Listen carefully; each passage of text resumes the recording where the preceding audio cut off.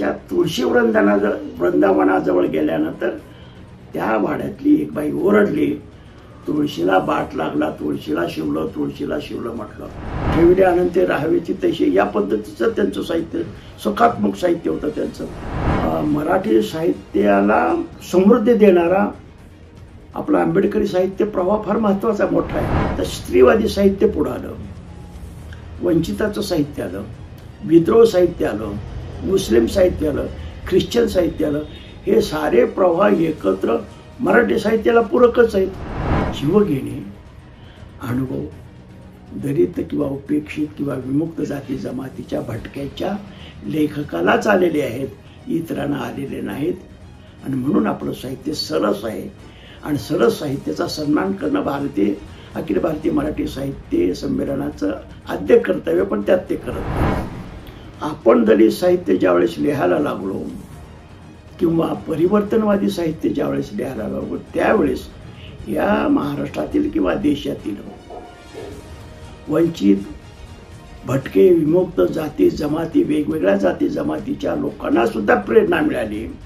आपण आपल्या व्यथा वेदना मांडल्या पाहिजेत आणि आपली प्रेरणा घेऊन महाराष्ट्र नव्हे तर देशभर हे लोक जागृत झाले, लिहायला लागले. उद्रेक आणि बेगड या दोन कथांनी तर मला खूप प्रसिद्धी दिली. बेगड कथा तर 12 वर्षे पाठ्यपुस्तकात ती होती, म्हणजे लाखो विद्यार्थ्यांनी ती अभ्यासल्या. आणि माझ्या 12 कथा आपल्या सगळ्या विद्यापीठामध्ये महाराष्ट्रातल्या सगळ्या विद्यापीठामध्ये नेमल्या गेलेल्या आहेत. माझी सभापती नावाची पहिली कादंबरी, राजकीय विषयावरती असलेली कादंबरी डॉक्टर बाबासाहेब आंबेडकर विद्यापीठामध्ये लागली गेली. आज ती मुंबई विद्यापीठामध्ये लागणार आहे.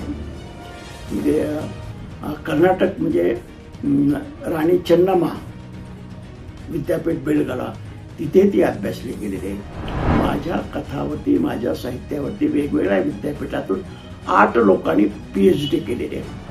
माझ्या बऱ्याचशा कथा इंग्रजीतून, हिंदीतून भाषांतरित झालेत, ओडिशी भाषेतून भाषांतरित, उर्दूमध्ये भाषांतरित झाले. माझं साहित्य संपदा जवळ बाल साहित्य, कथा, कादंबरी, नाटक असं मिळून जवळ 50 आहे साहित्य. जगणूक नावाच्या कथेचं भाषांतर गुजर बसरमध्ये झालं. ती अखिल भारतीय साहित्यामध्ये तिचा समावेश केलेला आहे. माझा सन्मान साहित्य संमेलनात तर कुठे झालेला नाही बरं का. मला जीवनगौरव पुरस्कार मिळाले गेले, याबद्दल काही नाही. जीवनगौरव तर म्हणजे वयाची 60 ओलांडल्यानंतर पुन्हा हे करतात. तुम्हाला भयभीत करणं, तुमच्या साहित्याचा प्रभाव खंडित करण्यासाठी लेखकांना पुढे येऊ देत नाही, सन्मान देत नाही. आपल्या वाट्याला तर सन्मान नाही आला याचं दुःख वाटत नाही. कारण का आमच्या समाजानं आम्हाला डोक्यावरती घेतलं, आमच्या साहित्याची कदर घेतली.